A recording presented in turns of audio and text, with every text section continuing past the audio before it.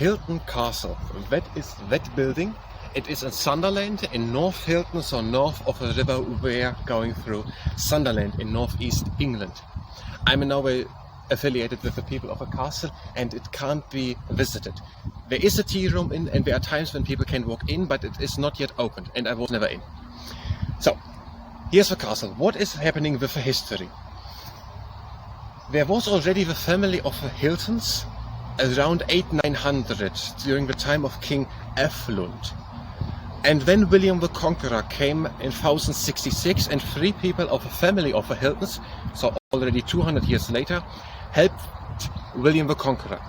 One of them, Lancelot, died in a battle at Faversham while William the Conqueror was marching to London.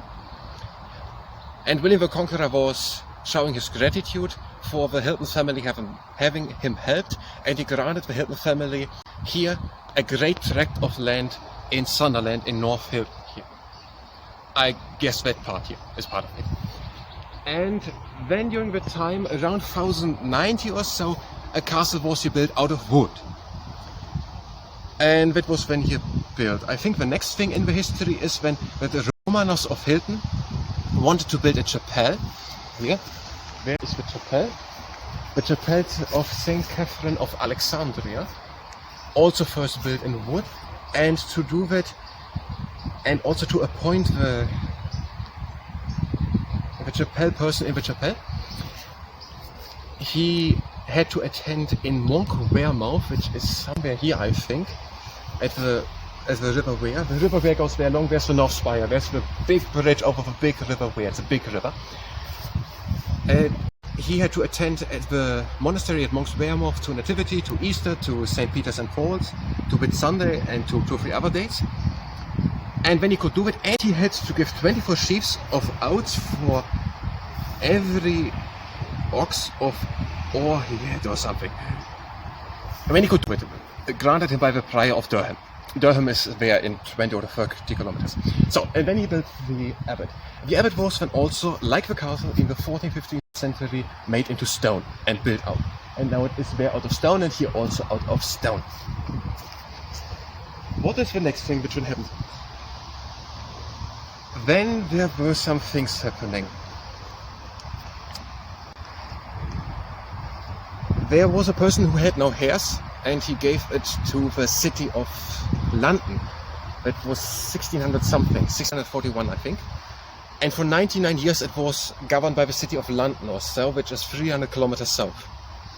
And then it got back to the nephew, I think, of him, and he had it then. But he had then also no heir, and then 1741 or 49, there was no heir left of the Hylton family. But I read somewhere that there are heirs of the Hylton family in America. They met here 2004, and the flag, which can't be seen from here, the banner at the top, was then made by them onto it, and they also got it together to try to get the castle again renovated. It looks quite good. I haven't seen it from the outside, but one can see there's light burning on the inside, and it looks better. So they want to reopen it again. I wasn't in, maybe they are shortly before it. And so he had it then, and he had it also no hair, and then it came to the city of Sunderland. And then it bought a businessman, James something, bought it then, and he renovated lots of things, but he had a problem. His business didn't work, so he couldn't complete his renovating and his things. The chapel started to erode, as well as the castle. Both started to erode during the time already. But previously there was Robert Hilton, the Lord or Baron of Hilton, and there's a legend about it, so some things are maybe not true of it. There is said, there are 3 versions, that he had a stable boy, Robert Skirks or something, or Skelton, and one version is saying that he fell asleep and wasn't able to make the horse ready for his master, and was either then, some drastic stories now, stabbed with a fork lying around, or decapitated, or something else. And also another story, and that his body was decomposed in a well or in a pond just there. That is the legend. There happened officially something with criminal things around it. The official version is then recorded in the Council of Durham or something, that the boy was high up somewhere and fall down that he was attended for, but he died the next day on his injuries. That is the official story, and the official criminal records, and the Lord, the Baron of Hilton was by. So that is the official story. The unofficial story says that the boy arose from his wet grave and was haunting the castle. He was moving things and also tidying things up. Why did he do it? He did the mischief there to draw attention to his misery. He was saying, I'm cold. He was cold. And one night the kitchen master and wife or something stayed up, is the story telling, and they saw the ghost. And hear him saying and also singing a song, I'm doing all this mischief because I'm so cold. If I get a cloak, I will do no more good, or something like that. So he was cold, and they gave him they put out a mantle or a cloak, and he got one with the cloak, and then he went to rest, and since then he is peacefully somewhere sleeping. He went again sleeping. So that is that story. Maybe something of it isn't true. What went then on? Then it was by the city of something. It went then to Lady Bowes, who bought it from the city of Sunderland, I think. Sunderland is the big city here around. And then it went to her grandson, John Bowes, but they probably never moved in, they just had it. And then it got to William the Riches. That was 1871, I think. But previously already, 1812, was it bought by James Temple. James Temple. And he renovated it. James Temple was a businessman whose business didn't work and he couldn't renovate it. Then it became a school, 1830, 1840 something, it's a school. The Durham records say in 1856 there was a fire. And then it came, I think, to Lady Bowes and John Bowes, and I think then it came somewhere else. And then it was owned by coal miners. Here was a lot of coal done, shipbuilding and coal. And when William Bridges bought it in 1871, so previously, he had shipbuilding and timber. He shifted things. I think he was it who got the coat of arms, which is some type of ornament, and which was to a marriage of a previous lord with his wife, and brought it south of the river to South Hilton, to the South Golden Inn or something, and brought it there, and it is now there. And so he renovated, and when 1908 it became part of the coal miners, but it fell further on into disrepair. And some other things happened.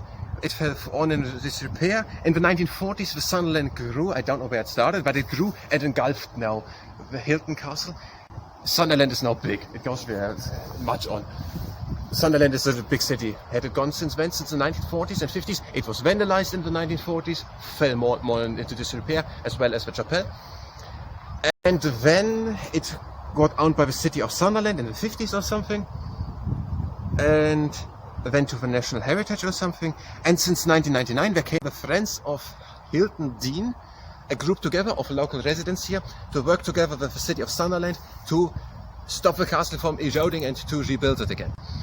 And they got from the National Heritage Lottery Fund 50,000, 2007, and then later on another 4 million, 1.5 from the city and 3.5 million from the National Heritage Fund, and we start to rebuild it again.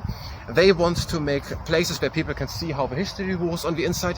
There is already opened a tea room. We were not just today too late here. There is a tea room on Wednesday and Thursday and Friday, Saturday and Sunday or something during the midday hours. People can then already go in. There was taken out at the beginning of the 20th century the interior parts or something to keep the shell of a medieval building standing. But they have added a lift already. Disability toilets are already on the ground floor. And if one looks in, there's light burning. So there is more already going in on the inside. But it has not yet opened again. But for the tea times, when we're having tea or flowers or something, I don't know what. There are beautiful flowers at the entrance. And so they want to rebuild it, open it again. 2023 started they to work more on it. And it looks already pretty nice. Maybe they're already shortly before opening it. For visitors, but people can go in there, visit it and so on. And stop it from disrepairing. This is a beautiful area here in North Hilton in Sunderland. It goes here the Dean down, almost up until to the bridge, 1.5 kilometers through the Dean. There's a pond in the middle and a little brook flowing on the south side. And here's a big field and many trees. So it's a very beautiful piece of land here, right in the middle of the city. Yes, and I think that is all what I read about Hylton Castle just. So Hylton Castle is standing here. We weren't in, but it is already open for tea room times and should open soon in the future for proper visits. I'm in no way affiliated or sponsored or in contact with anyone of Hylton Castle.